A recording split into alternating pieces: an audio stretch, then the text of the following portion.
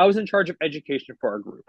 All right. And in Connecticut, when COVID happened, we were over 80 gastroenterologists and I think 45 advanced practice providers. At that point, my job as education chair was to make sure we were all up to date with our knowledge in effort to have the same standard quality of care across Connecticut. But COVID happens.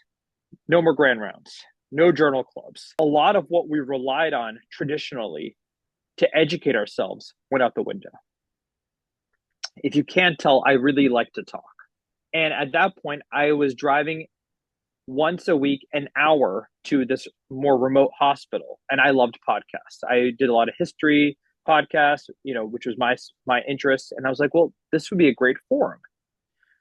So I started by recording my partners actually in a Connecticut GI, my Barrett's expert, my ESD expert, my EndoFlip expert. And I said, tell me about what you do, why you do it, which patient should get that done, and what is the downside, risks, benefits, indications, and clinical outcomes.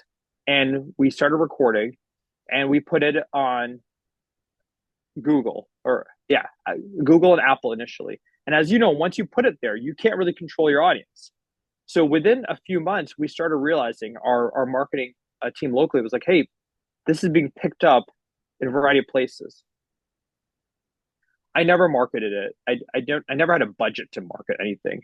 And I didn't have the time. I still to this day record usually 9 p.m. at night, which is the only time my house is quiet enough for me to record in my wife's, makeshift office. It seems to be doing okay. That started basically as listeners started to chime in. I have had patients now come see me from different parts of the country because they heard a podcast on coming off of a PPI, for example.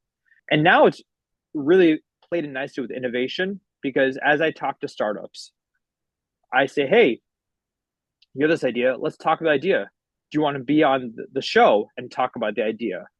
Startups like it. It's great marketing for them, great way to get their message across. And I learn a ton. It's a great way to CME. It's a great way to network. But it truly started just as an education